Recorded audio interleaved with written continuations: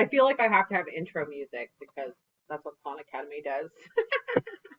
All right, so this section is going to cover 131, 132, 133, 134, and 135.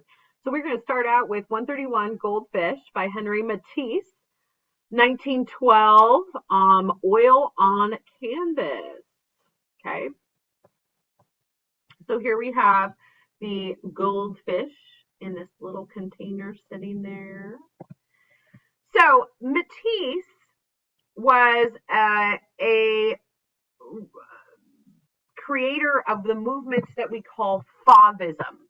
Okay, Fauvism was an early 20th century art movement founded by Henry Matisse and Andre Derain, labeled as wild beasts. Fauve artists favored vibrant colors and winding gestural strokes across their canvases. So that's going to be a huge, a big important thing looking at Henry Matisse's work, creating this kind of Fauvist feel of those vibrant colors and gestural strokes across the canvas. Okay, so Henry Matisse is widely regarded as the greatest colorist of the 20th century and as a rival to Pablo Picasso in the importance of his innovations.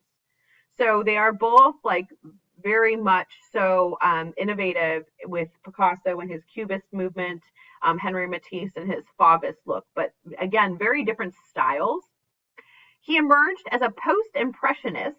So if we think of post-impressionism, we think of Vincent van Gogh, okay, and first achieved prominence as the leader of the French movement of Fauvism.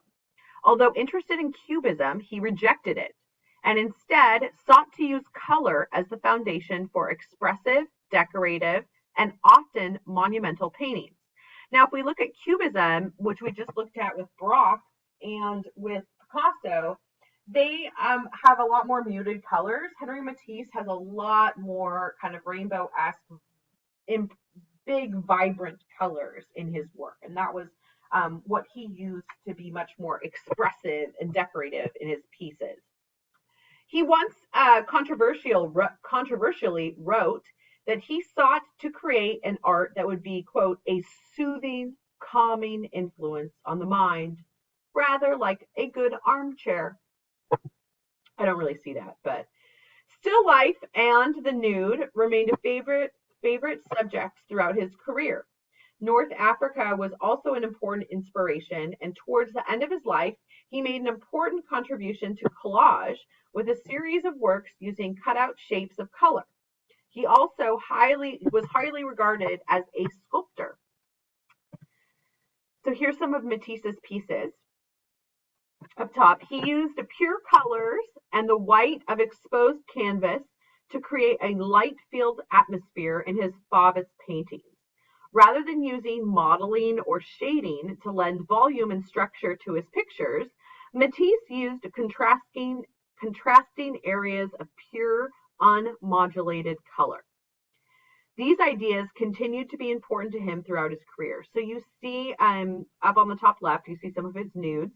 Okay, and then on the right, you see some of these dynamic figures that are really just kind of moving across the page, and how they are brought to life by these bold colors in the background, but very simple. It's almost focused just on more negative space than it is the positive space of the actual figures. His art was important in endorsing the value of decoration in modern art. However, although he is popular regarded as a painter devoted to pleasure and contentment, his use of color and pattern is often deliberately disorientated and unsettling. So it's not like sitting in this relaxing armchair. It's unsettling because it doesn't seem right. It seems odd. You want to fix it. Your eye is not settled on it. It's not soothing. Matisse was heavily influenced by art from other cultures, having seen several exhibitions of Asian art and having traveled to North Africa. He incorporated some of the decorative qualities of Islamic art and the angularity of African sculpture and the flatness of Japanese prints into his own style. So here we see just like Picasso, he is very influenced by African-like sculpture. And to me, I can look at his nudes and I can visually imagine some of these African wood sculptures that we have studied and how that really translates into these um, simplified, elongated bodies, okay, of some of those sculptures. Matisse once declared that he wanted his art to be one of, quote, balance, purity, and serenity, devoid of troubling or depressing subject matter. And this aspiration was an important influence on some, such as Clement Greenberg, who looked to art as to provide shelter from the disorientation of the modern world. The human figure was central to Matisse's work, both in sculpture and painting. It's important for his Fauvist work that reflects his feelings that the subject matter had been neglected in Impressionism, and it continued to be important to him. At times, he fragmented the figure harshly, and other times he treated it almost as a curvilinear decorative element. Some of his works reflect the mood and personality of his models, but more often he used them merely as vehicles for his own feelings, reducing them to ciphers in his monumental designs. So at the bottom, on the right-hand side, we can see these curvilinear figures that are just kind of fleshy, like body images. And then on the left-hand side, we see this very dynamic, colorful portrait of a woman who is full of emotion, full of feelings, full of bright colors. And if you look at these two pieces, besides the color aspect, they're very different in the way that they are created. So Matisse really used a lot of different pieces, a lot of different means to his creation. So if you look at the bulk of all of Matisse's work, you can see the bodies don't change that much, but you still have this really bright color within this piece. If you look at the goldfish, you can really see his bright colors working, and how he is kind of fragmenting a little bit this piece. It looks very flat. You can tell what it is, but it's not as realistic in nature as some other pieces that we would look at. It's a little bit more raw, for since I just used that word before, a little bit more raw and a little bit more harsh within its lines and the way that it's created. But you can also see in here how Matisse does use the white of the canvas to kind of throw highlights. So if you look at especially the flowers in the bottom right hand corner, you can see a lot of little white aspects of the leaves and the flowers that are protruding the canvas, and how he left those white spots there for a reason, to catch highlights. But before, many artists would really paint the entire canvas. So for him to utilize the white of the canvas as to create highlights was a cool thing back then.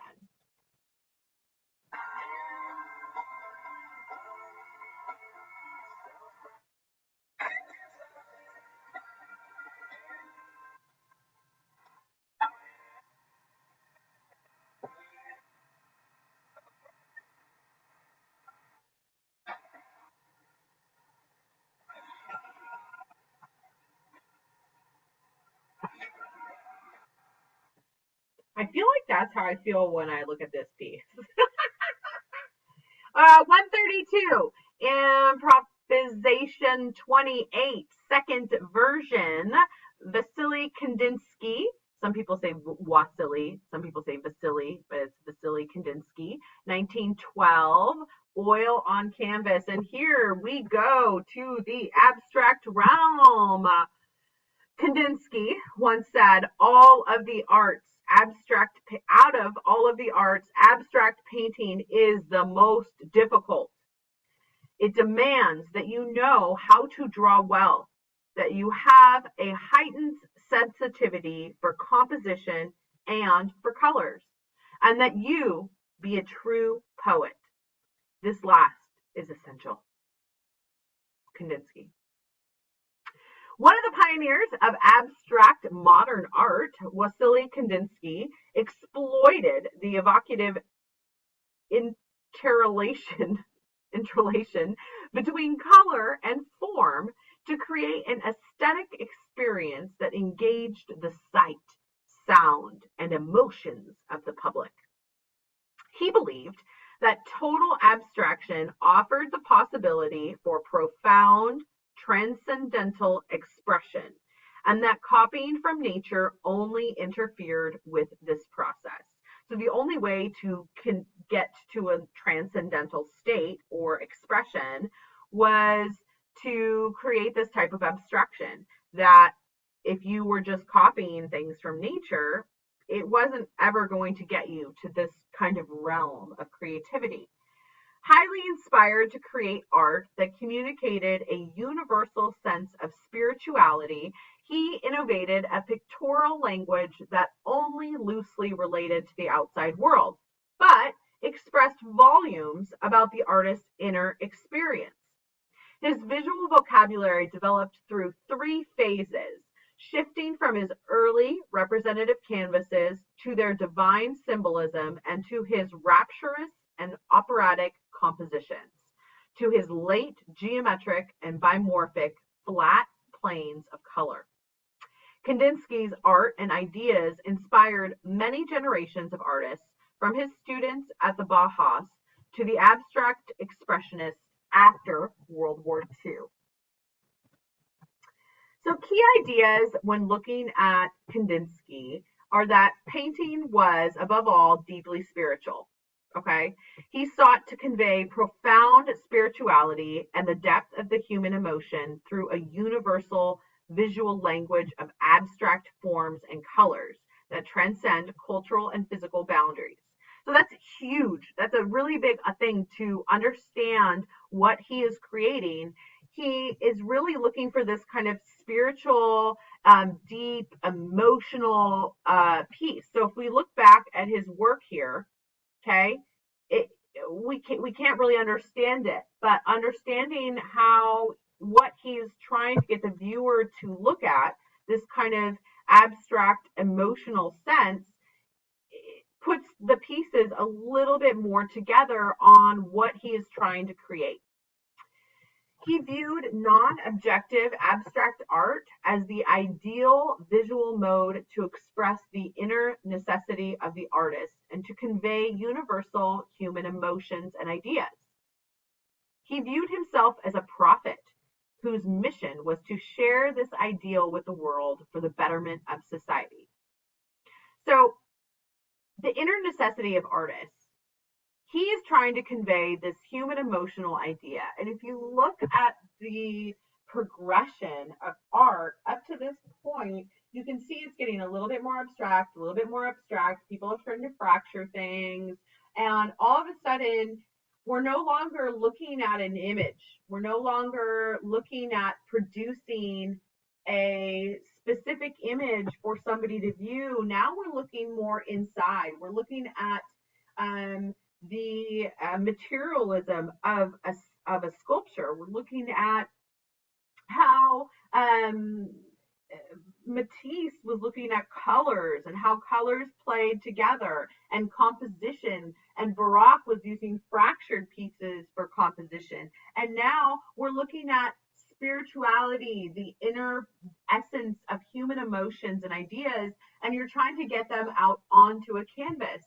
So really putting your feelings out there in a non-subjective way, or so that it's not represented by a portrait of somebody or a still life painting. It is purely color, composition, and emotion in the piece. So Kandinsky viewed music as the most transcendent form of non-objective art. Musicians could evoke images in listeners' minds merely with just sounds. He strove to produce similarly object-free, spiritual rich paintings that alluded to sounds and emotions through a unity of sensation. Okay, so by creating these works, he's looking at how, like music, almost like if you were listening to music and you were drawing something, then your pieces would look different. If you were listening to this really soothing, beautiful music, your lines would probably be very fluid. They would be very long and graceful. And then if you were listening to like heavy metal music, like I was trying to play at the beginning of this, your lines would be much more aggressive. They would be much more gestural. They would be darker and heavier. And so by almost trying to translate how that same impact of music has on your emotional senses, that is what Kandinsky is really trying to create with his work, is that type of emotionality that goes along with his pieces. So when we look at improvisation 28, we can kind of see how music could possibly be a part of this piece. Okay, with the if you think of the lines of the notes on the music, and how there's sets of lines that are and squiggly lines and dark lines and colored lines and nice fluid lines. It's like it's a representation of a feeling, of an emotion, of something that the artist wanted you to feel, not just look at and consider, but really in your insides, in your soul. He wants you to look at this and feel something.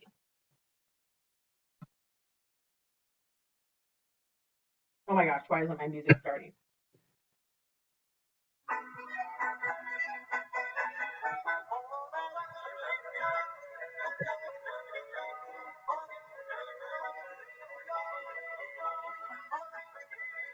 And here we have German music for 133, Self-Portrait as a Soldier. I freaking love this piece because it's so crazy, and I am slightly obsessed with all world wars, like World War One and World War Two, and this is a direct correlation to World War One.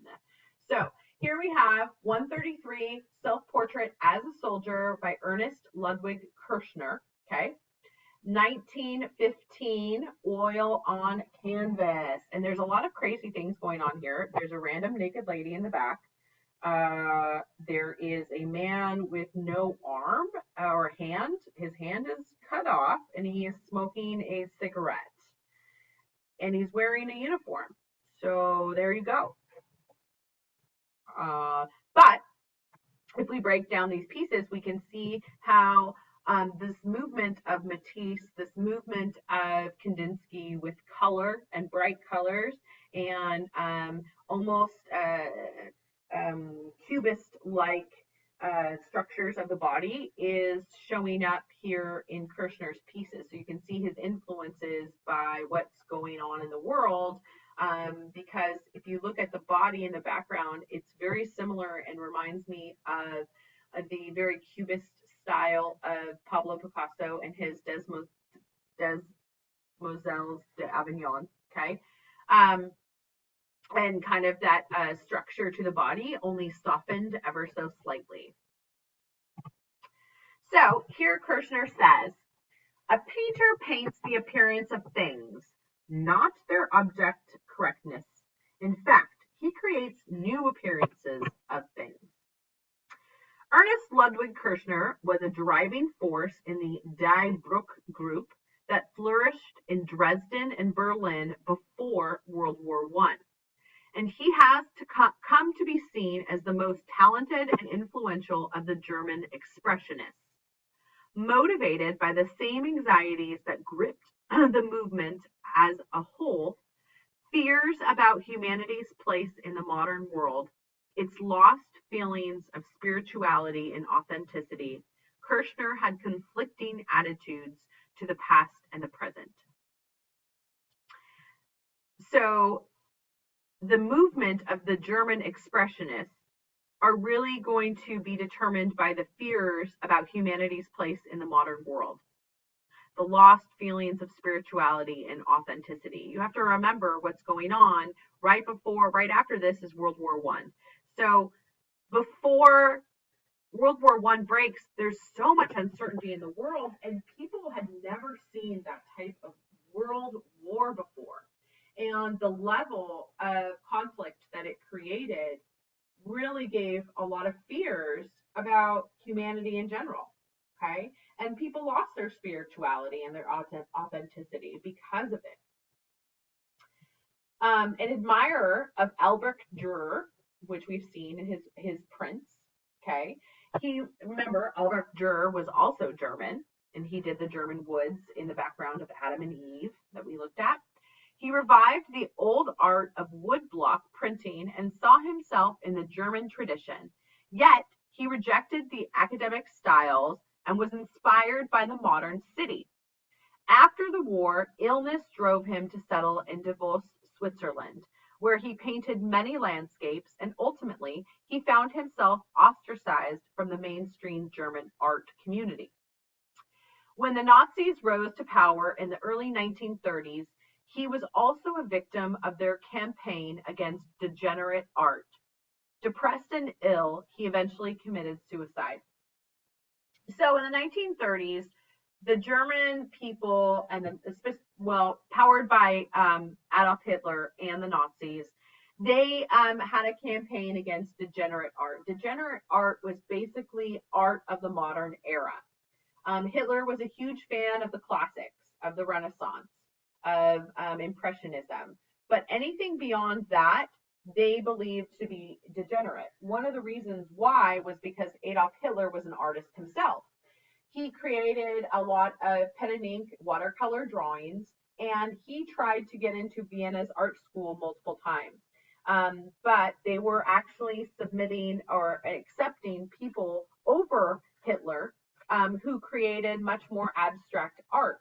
Hitler did not like that. He didn't think that this type of abstract cubist modern art was real art. And so he labeled it as degenerate and trying to get people to reject that type of art movement, especially in Germany and throughout Eastern Europe. So Kirchner battled a lot of that throughout his life when the Nazis did really try to take over in the 20s. So the human figure was central to Kirchner's art. It was vital to the picture that took his studio as their backdrop. Pictures in which he captured models posing as well as aspects of his bohemian life. For Kirchner, the studio was an important nexus where art and life met. But the figure also informed his images of Berlin, in which the demeanor of figures in the street often seemed more important than the surrounding cityscape. And most commonly, he depicted the figure in movement, since he believed that this better expressed the fullness and vitality of the human body. Very much reminds me of Matisse and what we just looked at with his pieces. Kirchner's expressionistic handling of paint represented a powerful reaction against the Impressionism that was dominant in German painting when he first emerged. For him, it marked a reaction against the sad civil oh God, I can't pronounce, of bourgeoisie life. He would always deny that he was influenced by other artists.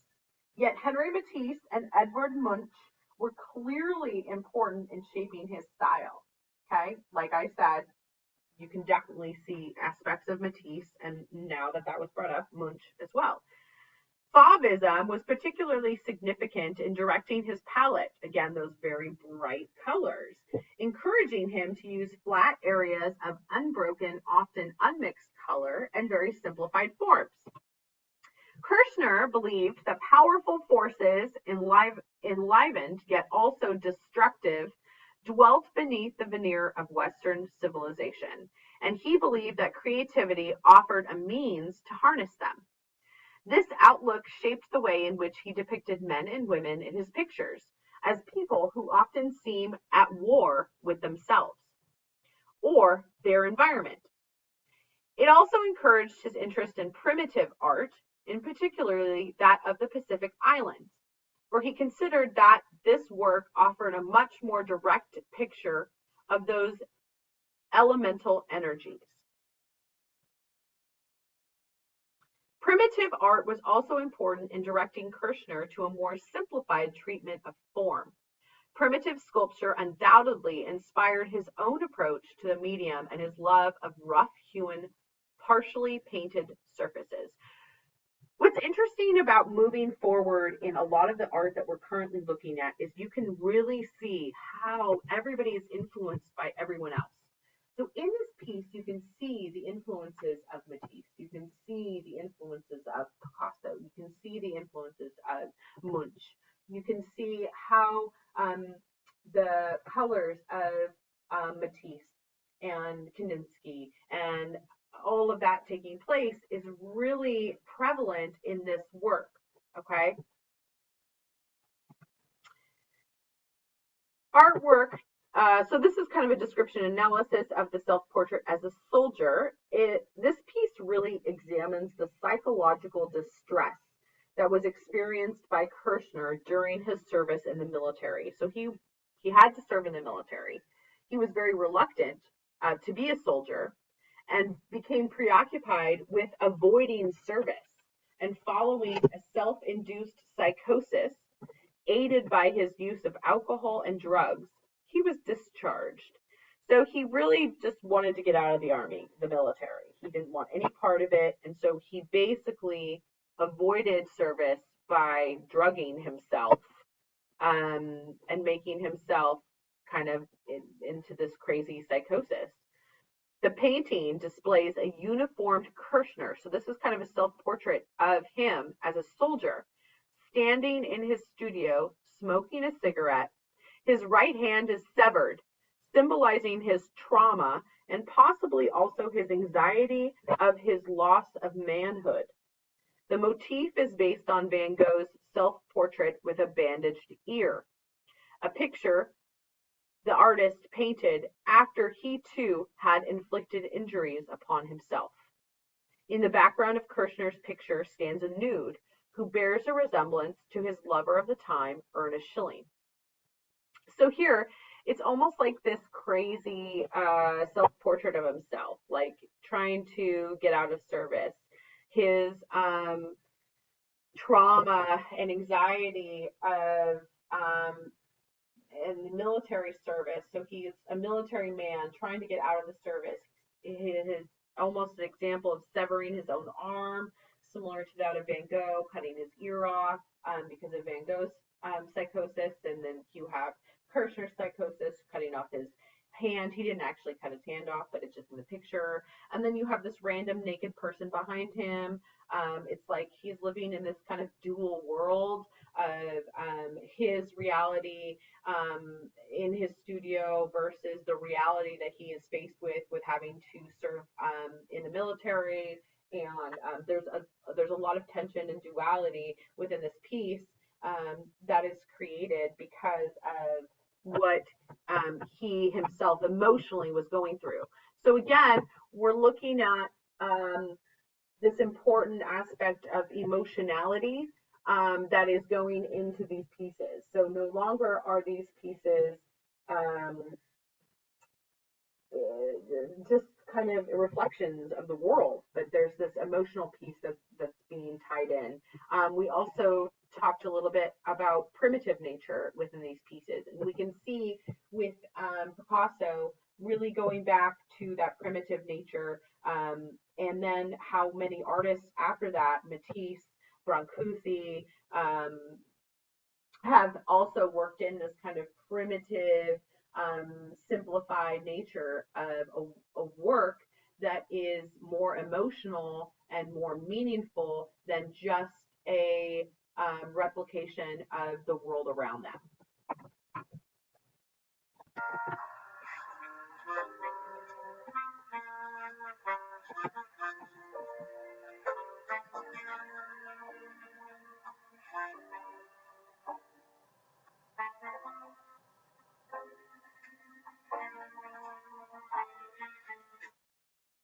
All right. 134, memorial sheet for Carl Liebknecht by Kathy Kollwitz, 1919 to 1920. And this is a woodcut print. Okay, so here we have a woodcut print. So you can see that this is a memorial service. There is a dead man, Carl Liebknecht, whatever. I'm not very good with my German. This is German. And you've got all these mourners over him. And so we're going to learn a little bit about Kathy Kollwitz, she is an amazing artist who does a lot of very emotional pieces and prints. So we're going back to that German tradition created by Albrecht Dürer of woodcuts of prints and kind of more black and white like pieces. So here are some other Kathy Kollwitz images, and I really like her work. She's very emotional. Her being a mother, she lost all of her sons, I believe, through tragic incidences, and so many of her pieces are very sad. They're very distraught, and they're very emotional. And many of them are kind of mother-child like pieces. Okay. So her comforting her children and holding on to them because of the losses that she had throughout her life. Okay, so these are a lot of obviously sketches, prints, sculptures. She did a lot of different types of work. Okay, she was a German artist, as I said, and an early contributor of social realism movement. So here we're kind of moving past Fauvism into this more social realist type of pieces, but very expressionist in their nature. Her expressionistic prints and sculptures often empathetic portrayals of human suffering, capturing the anguish and the plight of the impoverished and injured in country torn apart by armed conflict. Remember, she is German. We're talking about the 1920s here. So after World War I, and when the Nazis are starting to take power and change a lot of the rules and the ways that things are done. So she is emotionally capturing a lot of what she internally is going through during this time period. So again, that kind of emotionality in the work. Kollwitz herself suffered numerous losses during the wars, including the death of her youngest son in World War I. She was a lifelong pacifist whose work served as a pointed social and political critique. Later in life, the artist faced persecution at the hands of the Nazi regime, but was undaunted in her creative output. She was born on July 8, 1867 in near Kaliningrad, Prussia, which was Russia. And Kollwitz showed high aptitude for drawing at a very early age. She studied at the Women's Academy in both Berlin and Munich, where she became captivated by the works of Peter Paul Rubens. Her series of etchings, The Weavers, first brought her critical attention, and she joined the Berlin Succession from 1901 to 1913 alongside notable members Emil Nold, Ernest Ludwig Kirchner, who we just looked at, and Max Beckmann, and others. Kollwitz died in April 22nd, 1945 in Würzburg, Germany at the age of 77. So think about all the stuff that she saw throughout her life. As an artist, she was able to develop, and then later in her life, dealing with World War I, losing her son during the war, and then having to live with the Nazis taking over in World War II, where I'm sure her art was not accepted at all. Looking specifically at the memorial sheet of Carl Liebknecht is in the style of a lamentation. Remember the lamentation of Christ? Okay, a traditional motif in Christian art that depicted the followers of Christ mourning over his dead body, casting Liebknecht as a Christ figure. The iconography would have been easily recognizable by the masses, who were the artist's intended audience. The composition divides the sheet into 3 horizontal sections that I sketched out below. The sense of space is very compressed. The heads push to the foreground and are packed into every available corner of the space. It gives the impression of multitudes coming to pay their respects without compromising the individuality of the subject. The middle strata contains comparatively fewer details, further emphasizing the crowding at the top of the printed plate. So really using those types of standards almost within the piece. Kollwitz's career overlapped with the German expressionists, but she was not an expressionist herself and was about a generation older than most of them. Her use of such a trendy technique was uncharacteristic, and in fact, she only worked in wood blocks, for a few years after the First World War. Kollwitz created some of her most powerful and affecting work in this style, including the war print cycle of 1924. She embraced the raw effect of woodblock printing to create pieces of works that have cast off the subtlety and finesse of her earlier work in etching and lithography. In etching and lithography, you can get much more fluid, almost sketch-like look, whereas woodcuts and wood blocks are much more harsh. They're much more primitive in their nature almost. Kollwitz felt that her protest against the horrors of war was best communicated in the rough edges and stark black and white that wood block prints afforded. Although Kollwitz's wrenching subjects and virtuose technique soon made her work popular throughout Germany and the Western world, they also generated controversy.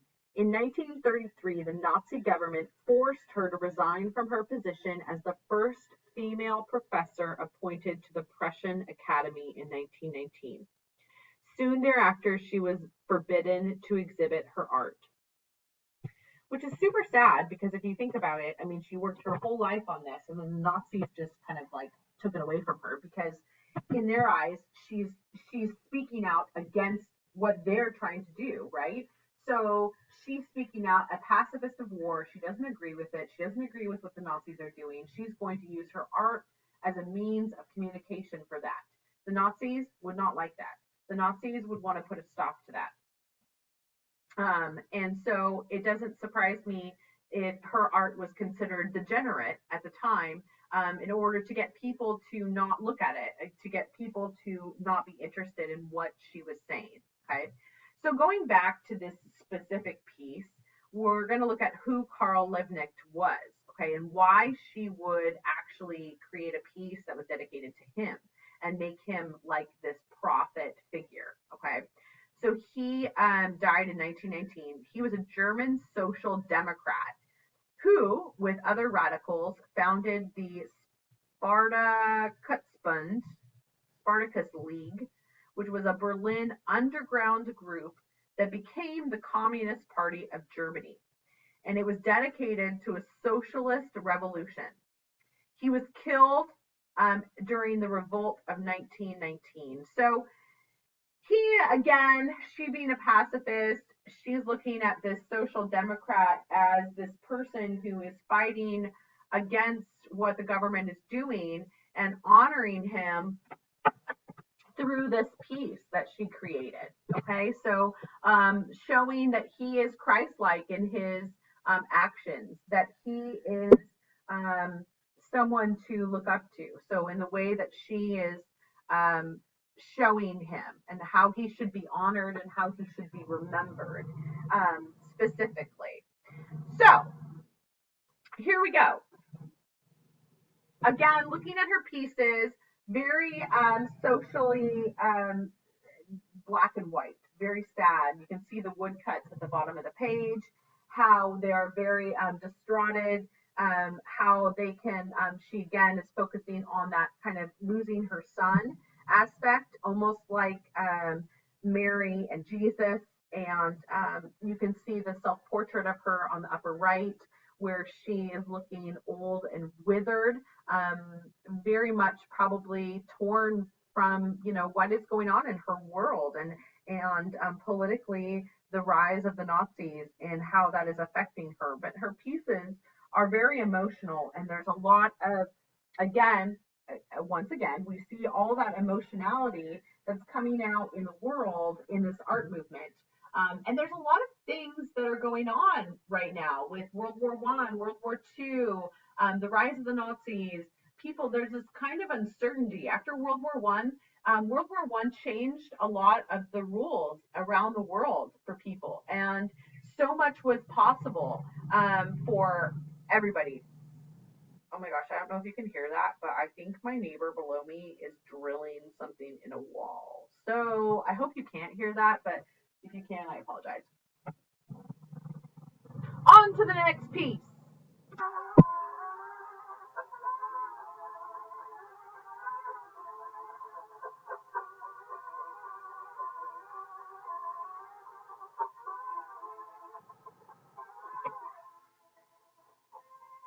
All right. This is the last one for this video. 135 Villa Savoy. And we have an architectural structure that we are looking at. Okay.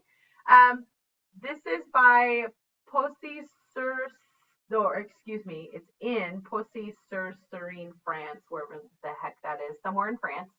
And this is Le Corbusier, which is the architect. And this is 1929, steel and reinforced concrete. Le Corbusier was Le Corbusier was a really important architect in the early 1900s, and he really changed a lot of modern architecture and the look of it. And we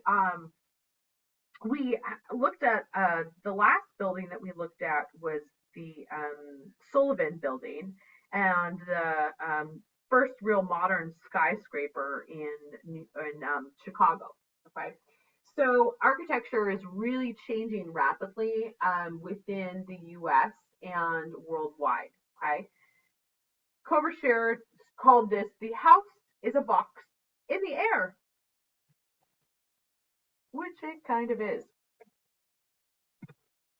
Villa Savoy, so that's what it is called, is the Villa Savoy, is a modernist villa in Poissy, the outskirts of Paris. I can't say that right because I'm not French. And Paris, France, built between 1928 and 1931 using reinforced concrete. A manifesto of Le Corbusier's 5 points of new architecture, the villa is representative of the basis of modern architecture and is one of the most easily recognizable and renowned examples of the international style. That's going to be a really important thing to understand, the international style and the 5 points of new architecture. Corbusier was also a philosopher, and so he really did a lot of writing as to what architecture should be, what architecture is, and how architecture should be changing out of the classical style of those Greek and those Romans. Okay, so this is a real movement. We've looked at how art is changing throughout time, but here we see how architecture is really taking onto that bandwagon, and architecture is actually beginning to take on that modernist feel, where you're questioning kind of the role of architecture and what architecture should be. This house was originally built, so yes, it is a house. The house was originally built as a country retreat on behalf of the Savoy family. That's why it's Villa Savoy, the house of the Savoy, because the Savoy were a family. After being purchased by the neighboring school, it passed on to be property of the French state in 1958. And after surviving several plans of demolition, it was designated as an official French historical monument in 1965, which is a very rare occurrence as the architect was actually still living at the time. It was thoroughly renovated from 1985 to 1987 and under the care of the Centre des Monuments Nationaux. The refurbished house is now open to visitors year round. So these are the 5 points of architecture that Le Corbusier really stressed within his work. One is that the support of a ground level must be elevated, it must elevate the building from the earth, and it allowed an extended continuality of the garden beneath. Okay, so we'll talk about that. Functional roof, serving as a garden and a terrace. Everything was functional. So the roof actually had a garden on it and a terrace, reclaiming for the nature of the land that had occupied the building. So instead of tearing up the land below, he put the land below on the top. So he wasn't really intruding into anyone, like into the actual environment or destroying the environment. It was a free floor plan. It was relieved of load-bearing walls, allowing walls to be placed freely and only where aesthetically needed. So by a free floor plan, you have a very wide open space. Okay, there's not a lot of pillars, there's not a lot of walls unless you actually want a wall there. Long horizontal windows providing illumination and ventilation, and freely designed facades serving only as a skin of the wall and windows and unconstrained by load-bearing considerations. Okay, all 4 sides of the Villa Savoy were created in response to the view and the orientation of the sun. Reminds me a lot of ancient pieces from the Mediterranean of, facing buildings towards the sun, right? So you're getting morning sun, and then your afternoon sun, where things are located and how the building is lit is determined by the rotation of the sun.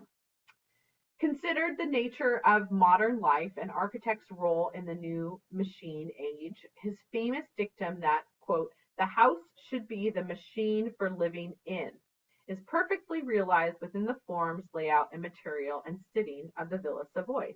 So he really has this whole vision of what the Villa Savoy is. It should be the place, it should function for the people that are there. It offered an escape from the crowded city for its wealthy patrons and is located on a large unrestricted site, allowed Le Corbusier to create total creative freedom.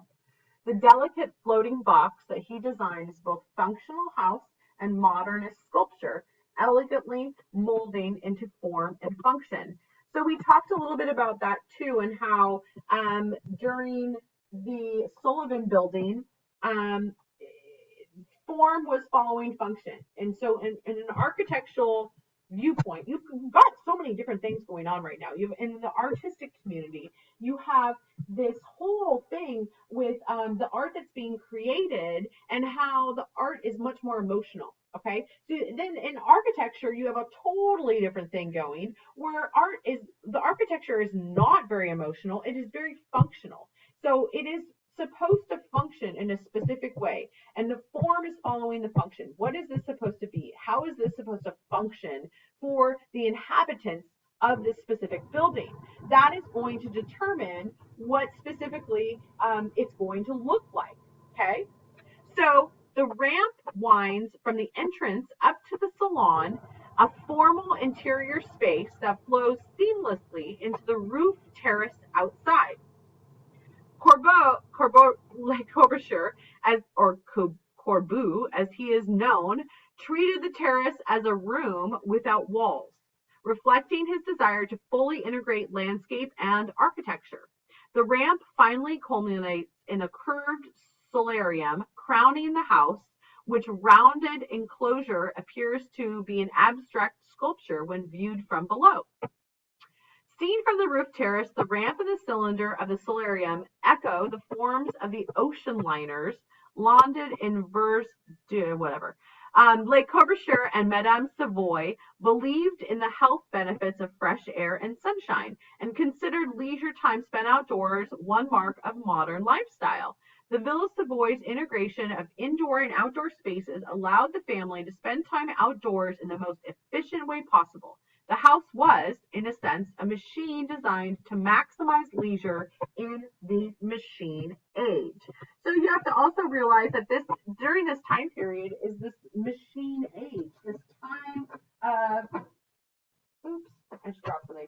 This time of a lot of change in the world. So this is going back to this. This is all 1929. This is after World War One. And again, I was telling you how at World War One, so many things changed in the world, and the way that people looked at things, art in general, architecture, just the modern lifestyle of everything that was going on, and it was kind of turning into this like machine age. Okay, so Europeans required themselves after World War One to have this new and meaningful life. Okay, this was a kind of an architectural revolution at the time. Le Corbusier saw architecture as the vehicle for reformation and the ideal utopian society. Okay,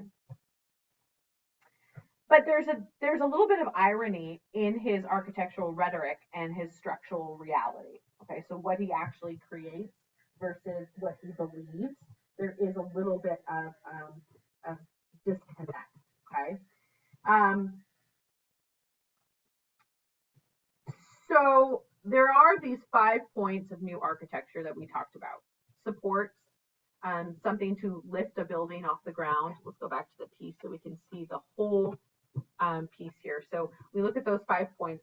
There's some sort of supports that's going to lift the building off the ground to a clear space below. Okay, that would be also where a car could be parked in the modern age. Okay, there's roof gardens.